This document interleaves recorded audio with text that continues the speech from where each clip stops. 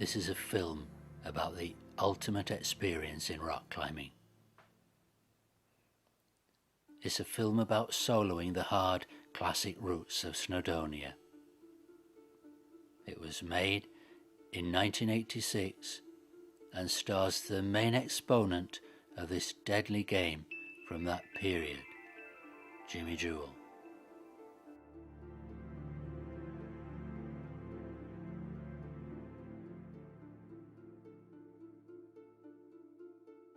It's a film about boldness and total self-reliance. It's a film about having the balls to live out your self-belief.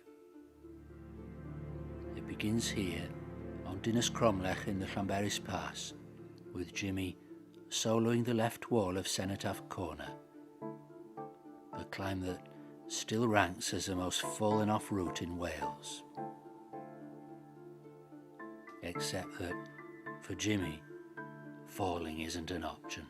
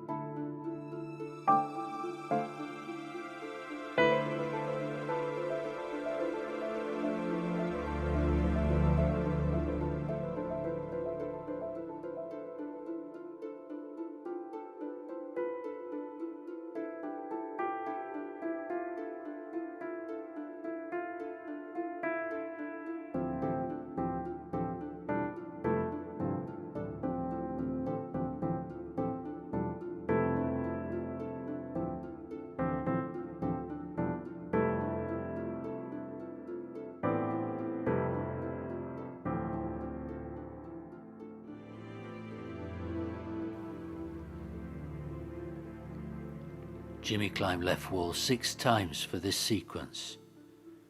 "Don't talk to me when I'm climbing," he told the cameraman. He wanted nothing to come between him and the necessary intensity of his concentration. As to the 800 feet of climbing he performed, in repeating it 6 times, Jimmy once said, "I may not be able to pull on the smallest holds, but those I can pull on, I can pull on all day."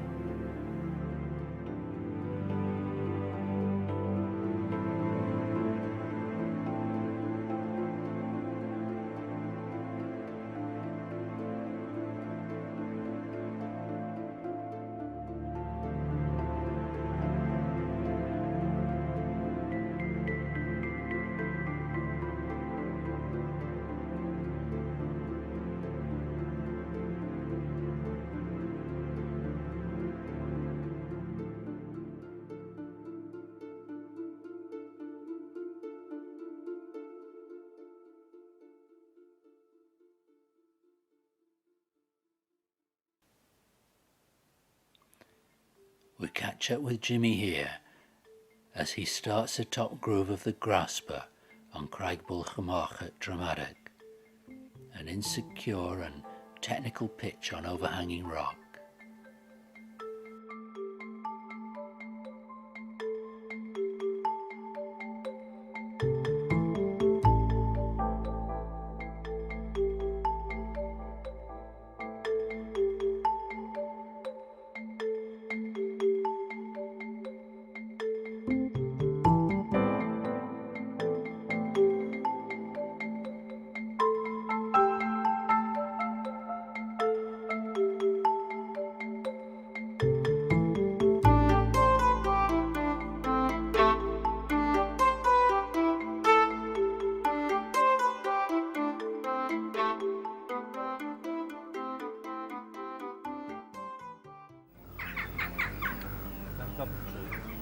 Insecure there.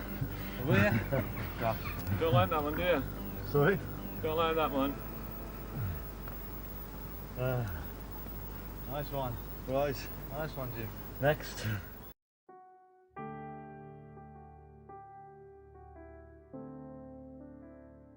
Next in the repertoire is Joe Brown's technical uber classic on the same cliff from 1960, Vector.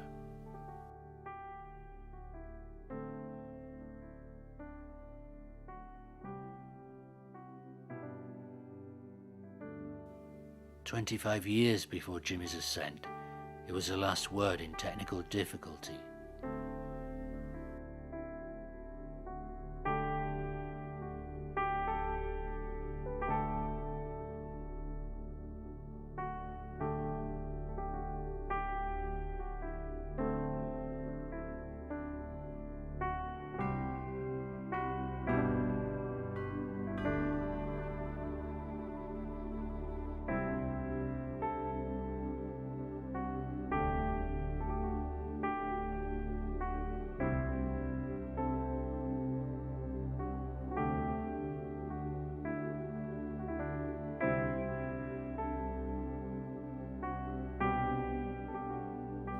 But in that quarter century, the plateau of achievement has risen and Jimmy's just walking across it.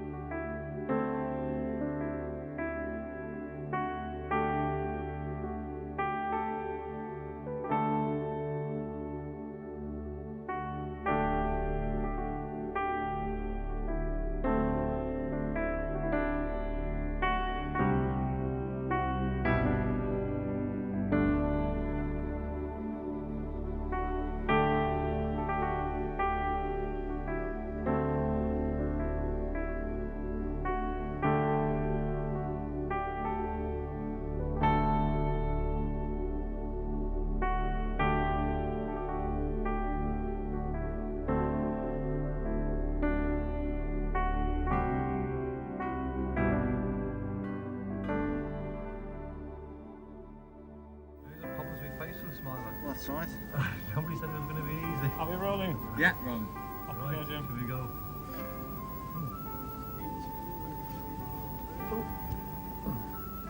Okay, I'm going now.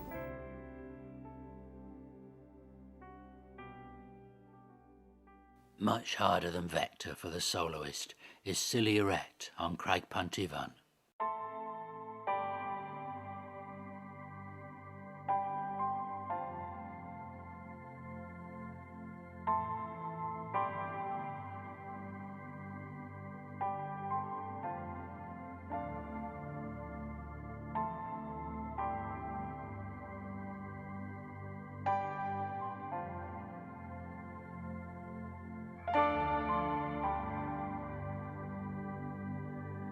The holds are tiny, like a dusting of sugar across the dolerite.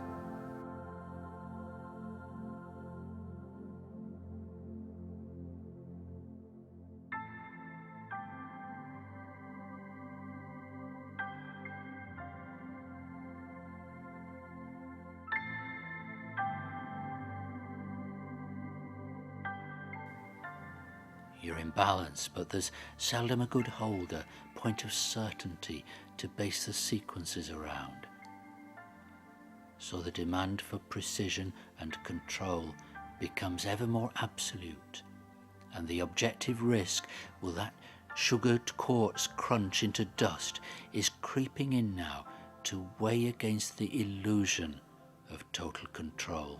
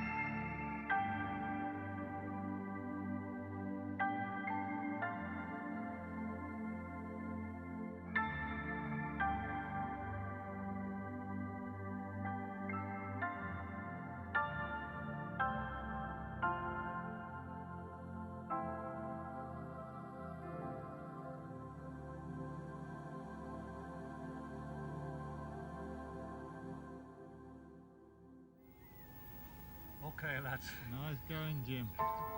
It must be tea break now. Bloody starving.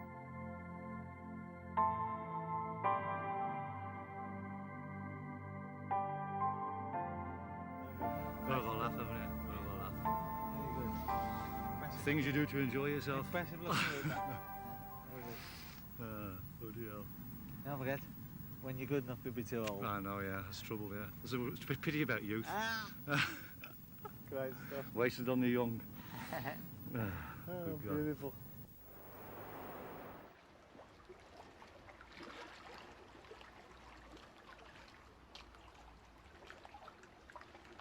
We're shifting now from minor to major, from the cosy domesticities of Dromada to the elemental grandeur of the Anglesey sea cliffs.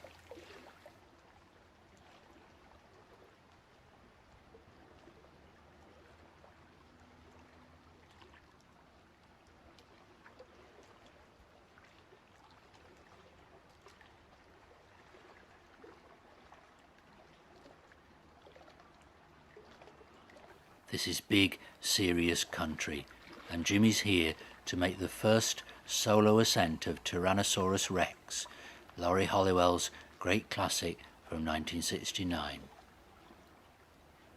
He's only going to do this climb once, soloing in real time. So here you are, in a single take, out there on some of the flakiest rock in creation.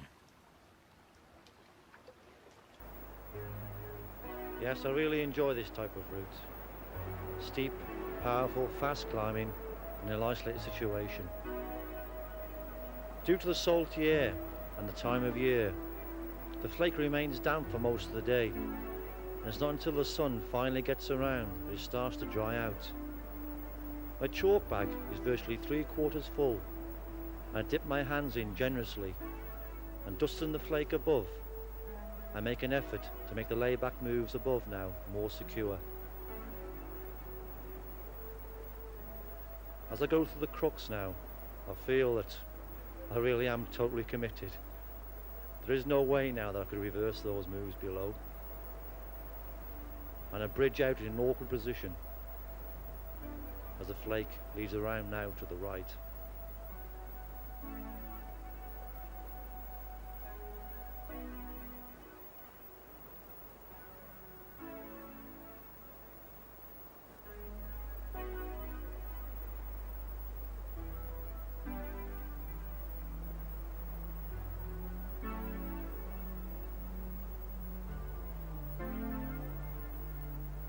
I'm now still completing strenuous moves. Within a few feet, I reach the sanctuary of a groove where I can bridge out, stand in balance and rest my arms.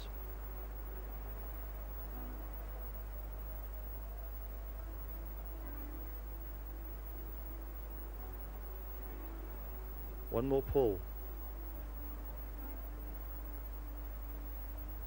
That's it. It's the first time I've soloed T-Rex. We want to do it for a long time. At the bottom you're apprehensive, even butterflies in your stomach. But as soon as you go, everything winds on automatic.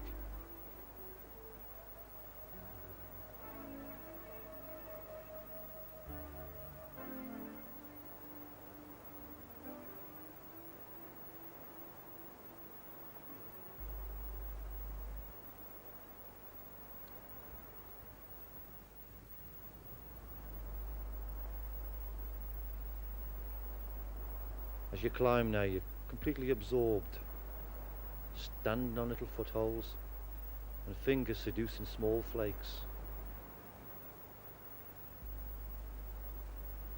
You move around, changing your balance, moving your feet, touching the rock, feeling for secure holds.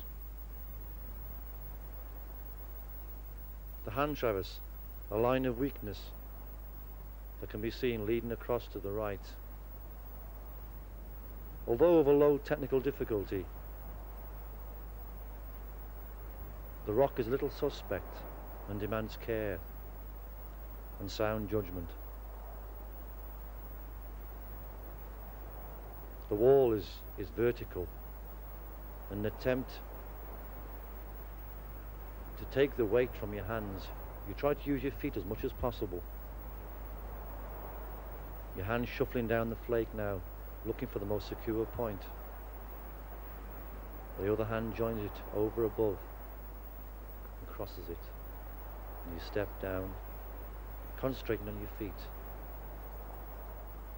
Now into quartz holes which are very, very suspect, seemingly stuck on with araldite. And one more pull. So you step across and you reach the ledge.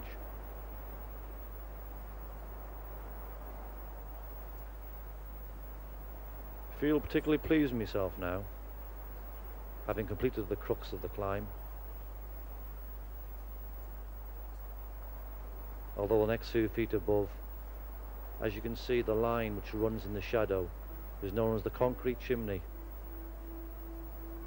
a steep friable type of rock which gets its name from the fact that it resembles very mixed concrete. But the flake which skirts it is of a steep, brittle nature. But as you work out the sequence of moves and the best ways to use the holds,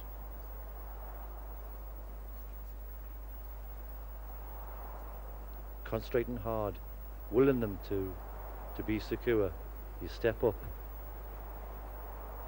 In a few more feet, you reach the easier angled slab above.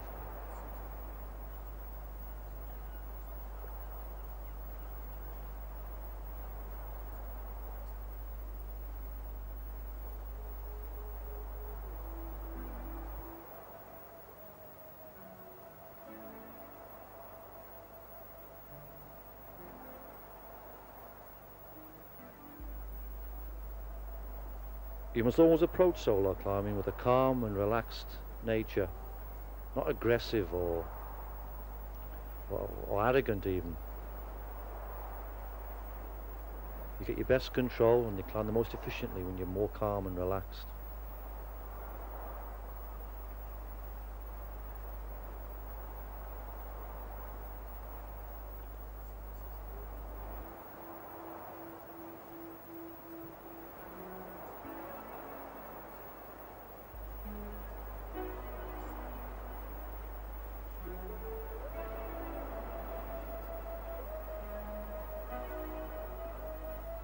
The friction here, which the rock offers, is superb. Delicate step across the slab brings you to establish a wide bridge across the groove.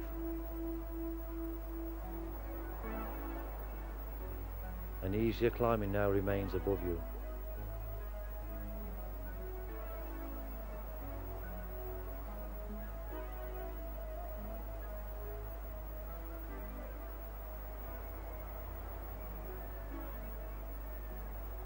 Fitness is a very important part of the approach to climbing.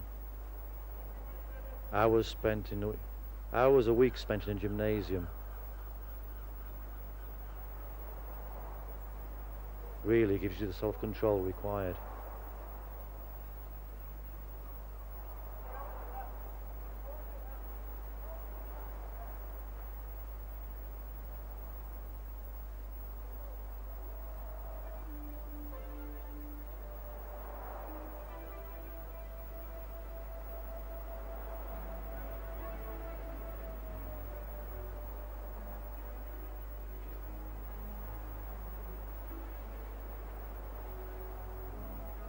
In a few more feet now.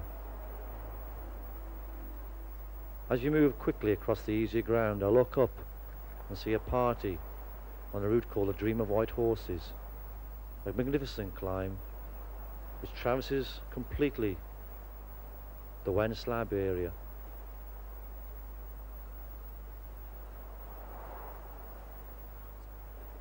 I love solo climbing. It's fast, it's quick, and you're away from all intricacies of ropes works and protection devices.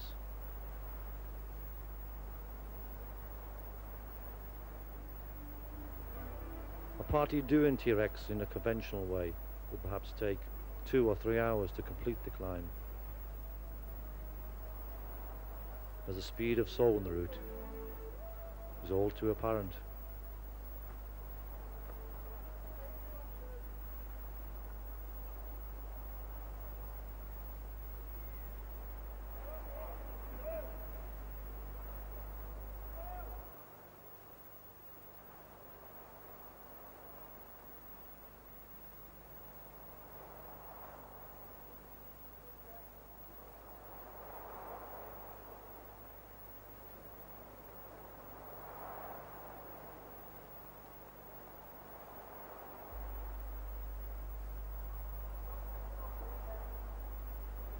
Excuse me.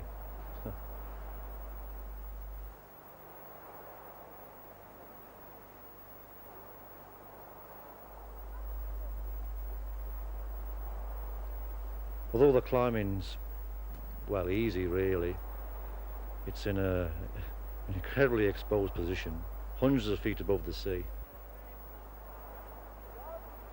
Never become overconfident, even on the last easy stages of the climb. It's all too easy to pull a loose holder or a loose block or become out of balance. Here the route still demands respect. The rock still demands judgment. As you step up, you kick a hold. No, I won't use that one.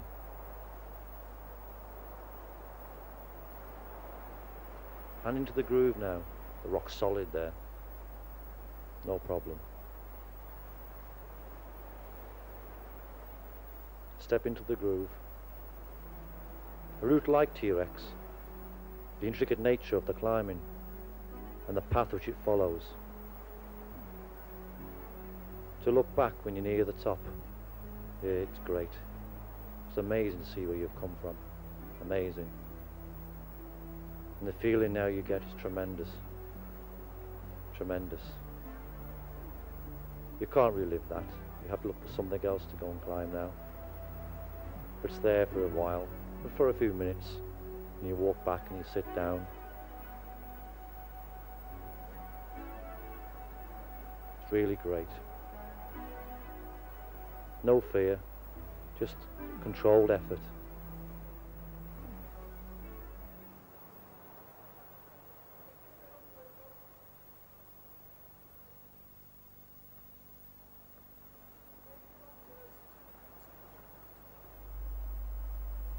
Well, it's been a good day. Time to go home, and I'll think about tomorrow now.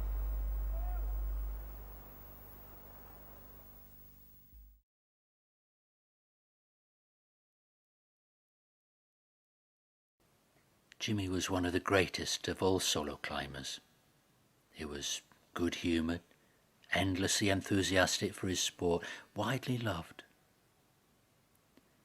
He died a year after the T-Rex climb, in one of those stupid accidents that happen in straightforward situations where the concentration wavers.